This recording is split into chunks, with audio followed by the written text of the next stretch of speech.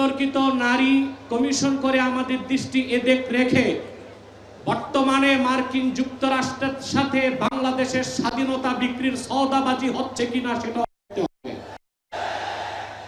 সকল মাসলাকের মানুষের পূর্ণ সমর্থন হেফাজতের প্রতি আছে, কারণ হেফাজত হচ্ছে বাংলাদেশে সর্ববৃহৎ ইসলামী অরাজনৈতিক সংগঠন।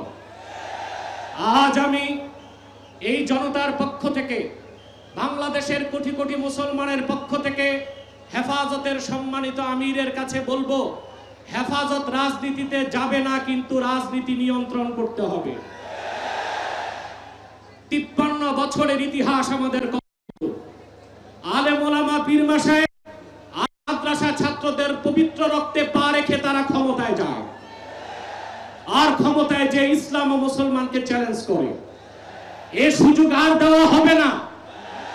অনতি বিলম্বে বিতর্কিত নারী কমিশনের সমস্ত প্রস্তাব বাতিল করলেই হবে না।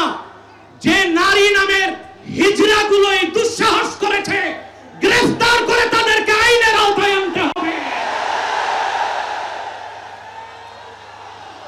আরেকটি বিষয় হচ্ছে, ডক্টর ইউনূসকে বক্তব্য পরিষ্কার করতে হবে।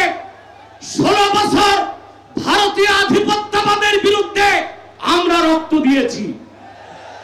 সর্বপ্রথম সকল প্রকার শিরক, কুফর, রামবাম, নাস্তিক আর ভারতীয় আধিপত্যবাদ ও ফ্যাসিবাদের বিরুদ্ধে রক্ত উৎসর্গ করেছে শাপলা চত্বরে হেফাজতের আলেম কর্মীরা।